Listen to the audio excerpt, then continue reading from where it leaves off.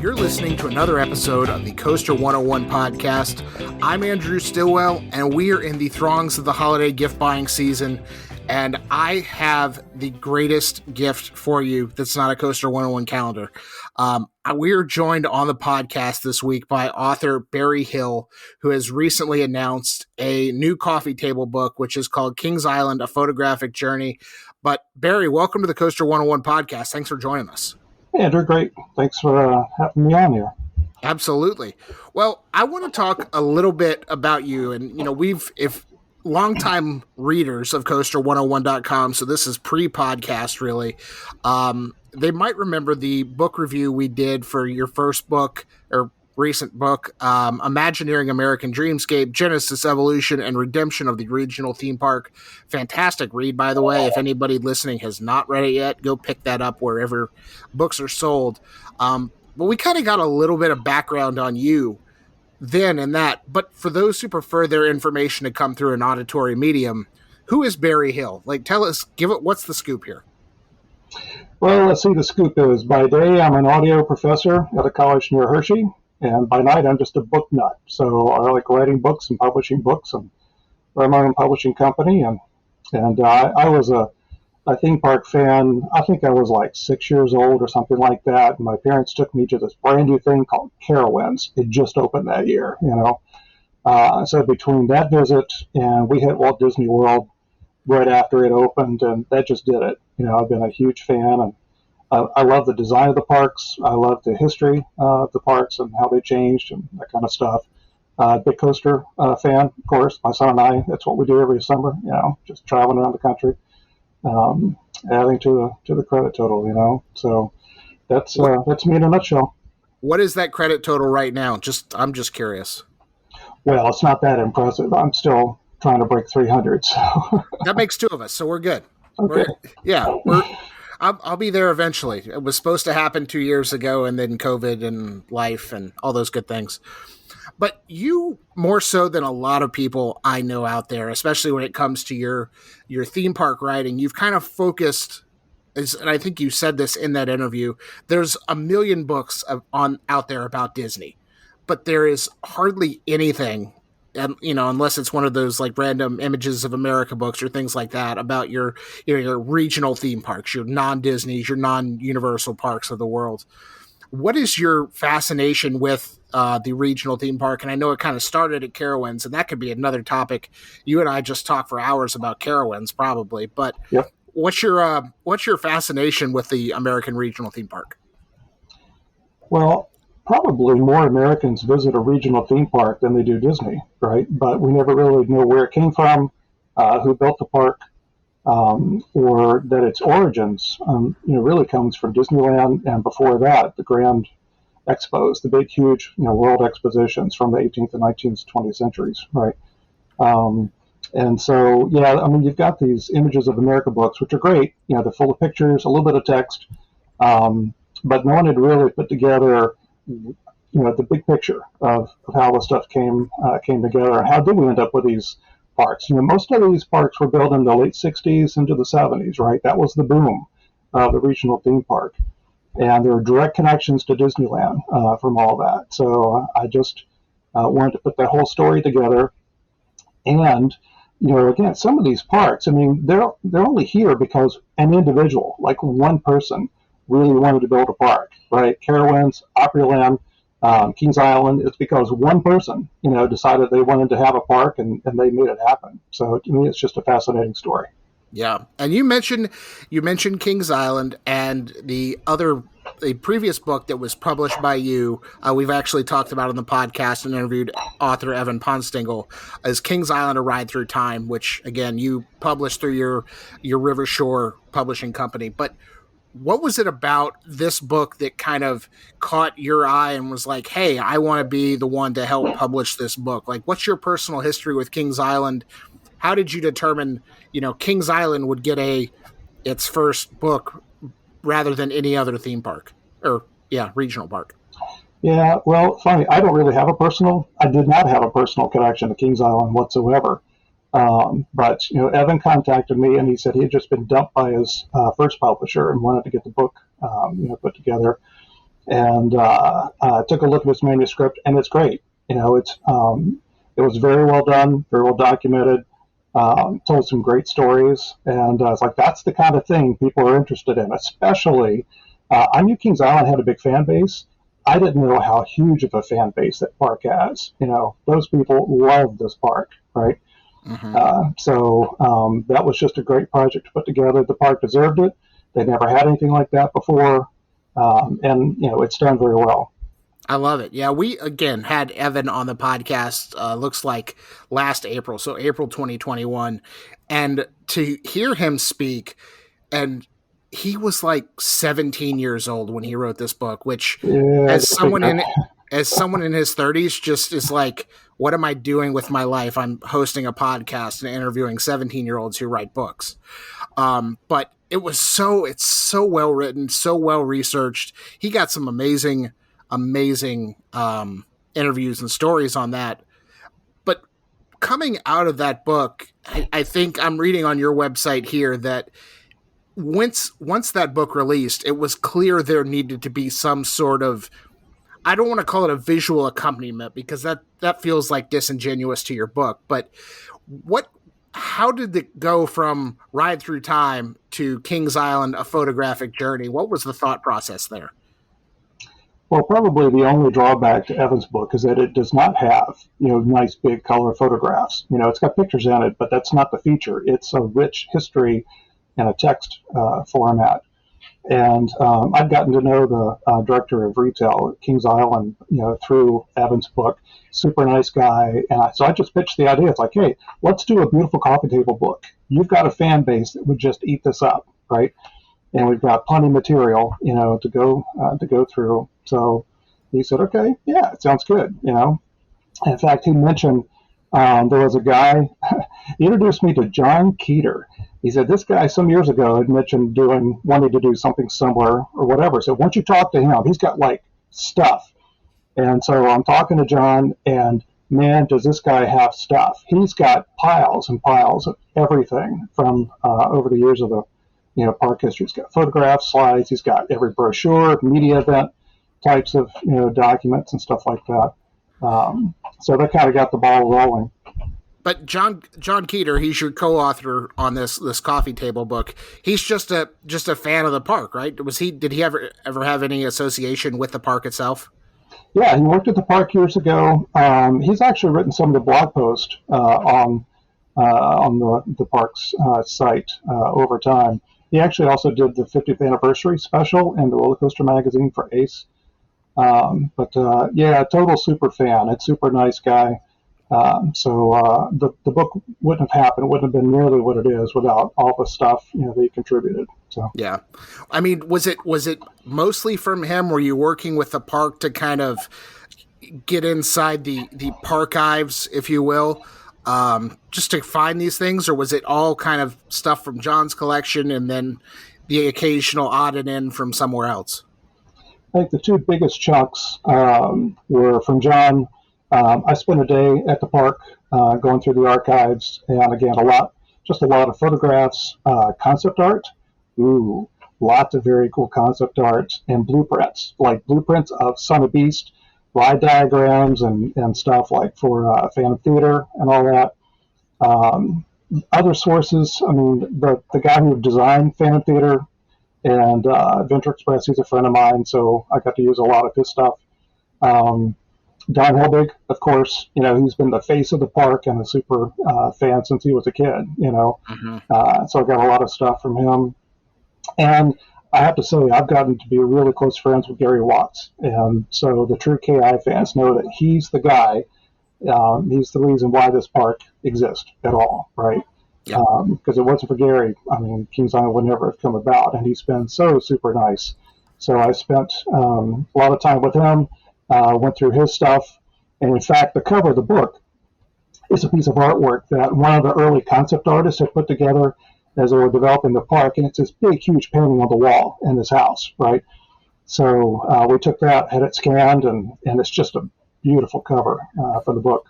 It is, and this book right now. It's available on the Kings Island website. If you're listening to this before the end of 2022, which all podcasts should be listened to like as soon as they come out, of course.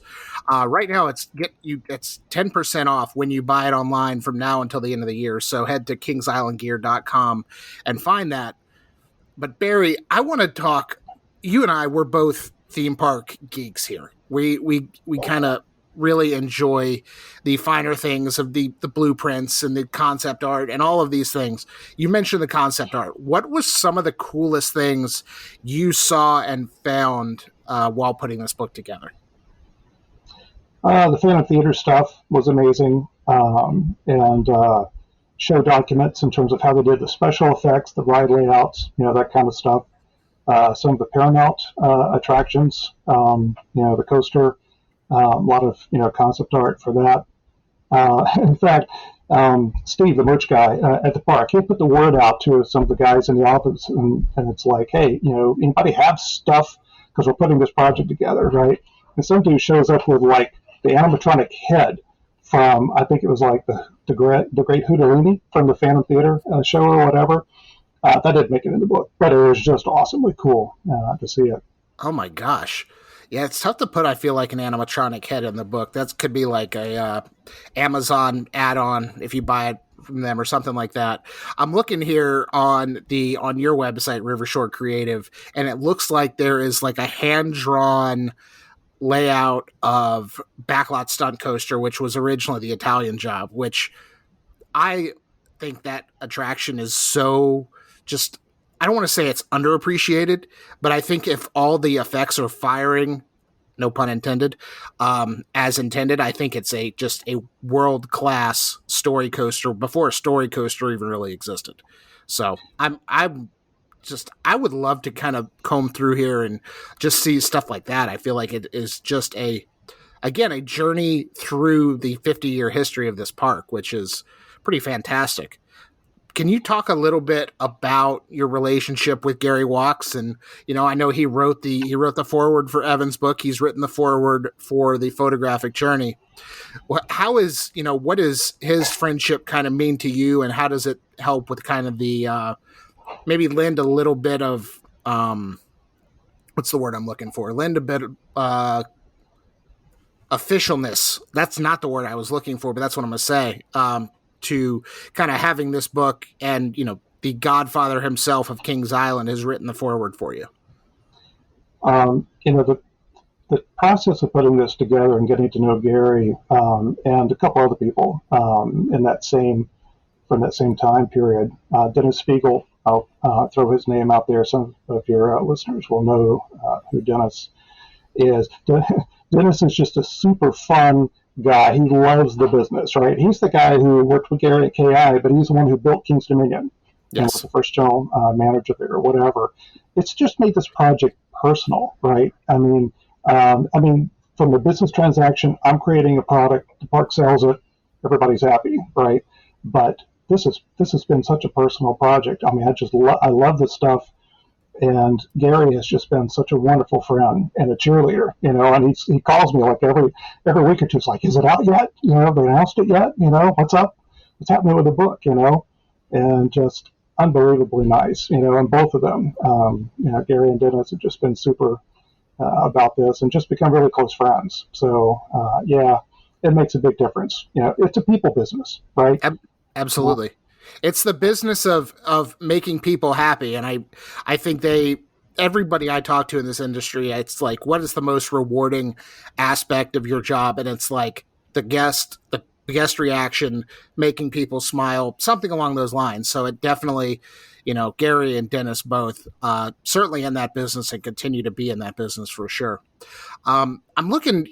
Again, the contents of the book, it starts kind of with the beginning, back into the days of Coney Island, and then goes through the different ownership groups of Kings Island: Taft Broadcasting, Kings Entertainment Company, American Financial, and then Paramount, and then ultimately Cedar Fair, who owns them now. I want your take here, and this is just me and you talking with the occasional couple hundred people listening in. If you had to pick an era for Kings Island to visit the park, if you could pick any era, when would you want to visit? Well, I didn't grow up there. It's not my home park, so I don't have quite the same attachment as a lot of people would have. Uh, I'd want to go when they opened the park. The whole Taft thing. Of course, that's Mm-hmm. just me, right? I love the original design themes of these parks that kind of got lost along the way. Because every ownership change is a step further away from the original thematic designs and the concept and just the dream of the park. And in some cases, it's worked okay. In some cases, it has not worked out all that great. Different owners come along and they just start painting things different colors and start throwing rides in, and they don't really care about the thematic origins. Cedar Fair has done a lot to bring that back. And you see a lot of that Carowinds, Knott's Berry Farm. But Rob Decker is one of the main key guys that was there for years. It really pushed that idea. But I should say though, there are a lot of people. For example, the Paramount years are probably the most controversial, right? Uh-huh. Because they really came in and tried to turn all these parks into movie parks because that's who they were, right? Um, and so if you love the park the way it was, that was not a good thing. And yet, my friend Anthony Esparza, who for years was at Paramount, one of the main creative guys there, went on to do Herschend and SeaWorld and other stuff. Super nice guy. He reminded me, like, look, the park changed, but, they invested in the park. They put some really nice rides, and most of them were themed. You're talking about the backlot stunt coaster. That was an amazing job, Uh-huh. back then. And so they did invest in the parks, and they're still around. And there are a lot of parks that aren't still around. And so, we have to be grateful for that. But anyhow, long answer to your question, I'd love to go back in the early days and just, see what it felt like back then. I hear you. And we got to go. We got to talk a little bit. This is not really the early days, but there's got to be something in this book about the infamous Son of Beast. Oh, yeah. So, I mean, when going through the book, and I don't want to spoil everything, there's what looks to be more than about 200 pages of amazing content in here. But going back and thinking about Son of Beast and kind of what it meant for the park, um, did you ever ride it? No. Okay, me either. Do you wish you had been able to ride it with the loop? From what I've heard, I think I'll put a no on that. I don't know. All right, that's a very fair and understandable answer. Although what I'll say is at Drachenfire at Busch Gardens, everyone hated it. I loved it. I absolutely really liked that ride. I think I was one of the last people to ride it before they shut it down. So hey, whatever. Hey, different strokes for different folks. Yep. I want to talk a little bit about kind of the process of self-publishing a book and owning your own publishing company. I know this is kind of niche for the roller coaster audience, but I think as somebody who is putting these books out that kind of focus more on the regional theme park as opposed to your big resort parks, I think that's a story that needs to be told.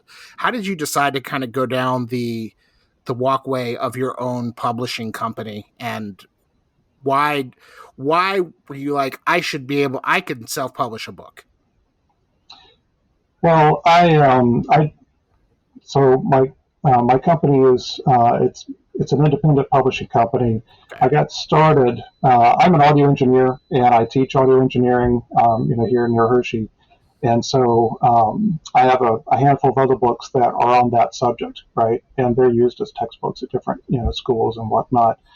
So starting my own company just became a good vehicle to be able to put that together.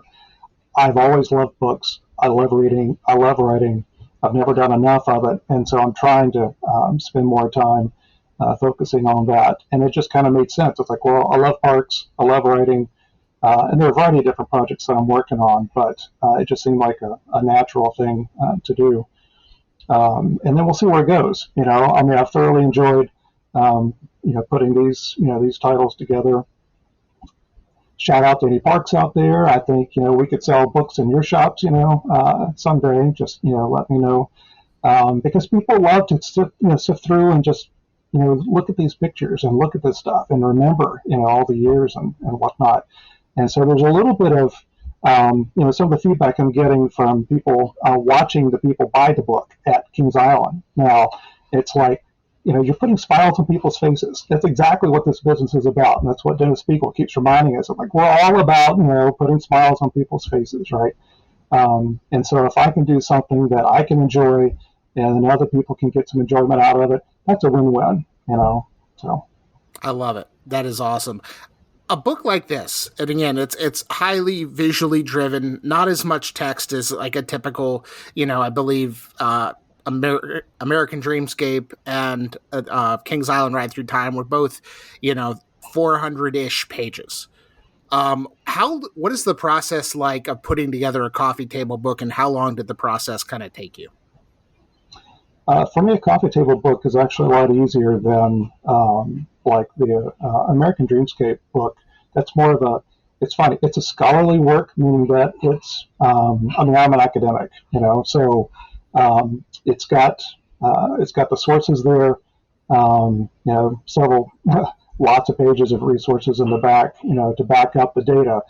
There are a lot of incorrect stuff out there, about all these parks, and that stuff keeps getting cycled around. So trying to dig past all that and find out, what's really there. So that book takes a long time, right? Because you're doing a lot of research and you're trying to figure out how to organize it and put it together and back up stuff and find other sources and whatever. Coffee table book, as long as you have access to the materials, the resources and stuff, it's just coming up with a design. I mean, I did the design, the layout for the book, I put the whole thing together. That part, you're talking a few months of work as long as you can get the materials and stuff. There are other issues, like when we finally got the book finished and approved, and we ordered the print run, it's printed in Hong Kong. Supply chain issues, the ports are backed up. It took months, so we thought we'd have this, ready for the summer, and here it is, 2 weeks before Christmas when it finally shows up. You can't help it, but so, coffee table books are a lot easier in that regard, just from the years of having to research and write something. Understood. And you mentioned you have other projects in the works. Is there anything you want to just hint at, or you want to keep that one under your hat? What's next for Barry Hill? Ooh, talking to what can I say? I've got a couple of industry veterans who are writing two different kinds of books. One's writing more of the stories of the projects that they've designed over the decades. And some of that might have particular connection to some of your listening audience, but you'll have to come bring me back and talk about that later. You're booked. Another industry designer that does like live events and stuff. He's putting something together. Ride manufacturers, things like that. So it'd be good to do some more parks and whatnot. Do you like trains? Me personally, I'm not the world's biggest train guy. That's not me. But we do have an article on Coaster101.com. Here's the shameless plug for our website of the best steam trains at parks around the world or North America. A couple of the guys on the Coaster 101 team are big train fans. Okay, good. We'll talk someday. All right. I like that. See, you heard it here first indirectly, I think. I think that's how we can describe that, right? Yeah, pretty much. I just have to find time. Oh, well. Hey, if we all had just time to pursue our passion projects, the world would be such a better place.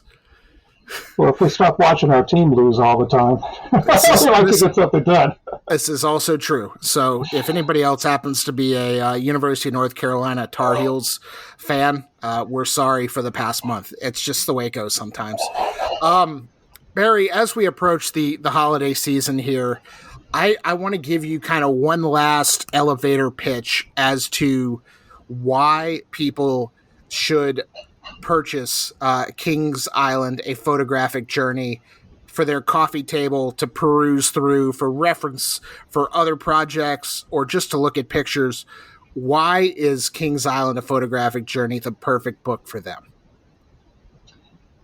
If you get the book and just hold it in your hands, it just feels special. I mean, it's big, it's heavy, it's gorgeous, frankly. Just the photographs, the memories, just walking back through time, no matter what age you are, whatever generation you are, you can find some time in the park that you can relate to. It's not just a cheap paperback kind of a thing. I mean, it's substantial. It's something you can be proud to have on your coffee table, at home. It's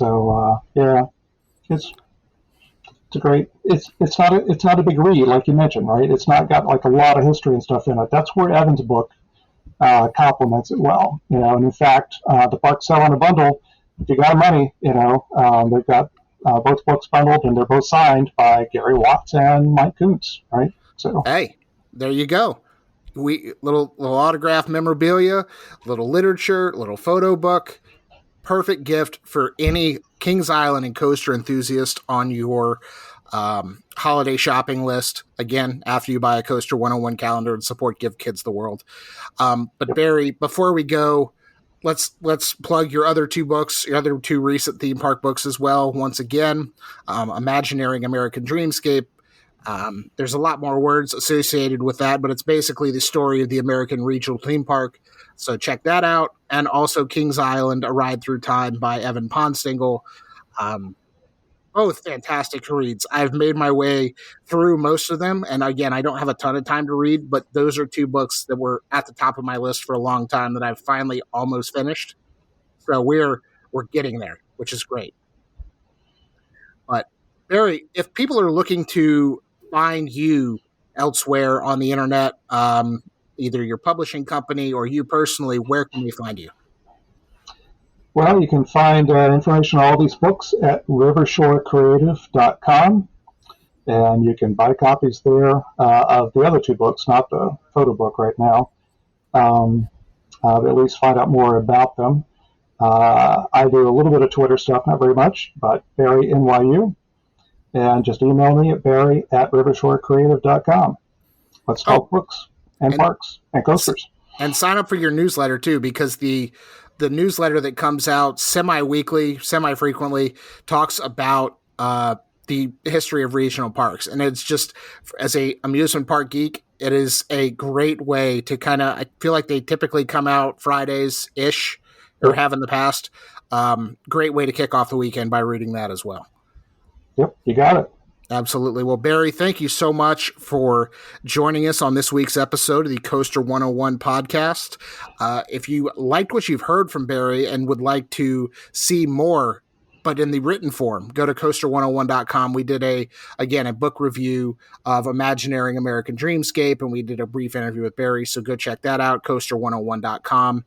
We're also on all forms of social media at Coaster101. That's COASTER101. But if you're listening to this podcast, you know how that's spelled. If you're listening, make sure you're liking, rating, reviewing, subscribing, telling people about this podcast so we can get more listeners. And the more listeners we get great guests like Barry to come join us. And it's really a win-win for everybody. So you're just doing yourself a disservice at that point if you're not liking, rating, reviewing, subscribing, 5-star reviews on Apple Podcast and Spotify. Thanks, as always, to Justin Mabry of JMMD Music Design. Or JMMD Entertainment, rather, recent name change, but a Kings Island show veteran himself. I know he produced the Busker Jam that was at Kings Island last year or 2 years ago. So, a show that came over from Carowinds. We've come full circle. We're talking about Carowinds again. But next time. I love it. That's going to do it for this week's episode of the Coaster101 podcast, and we will talk to y'all again soon. See ya.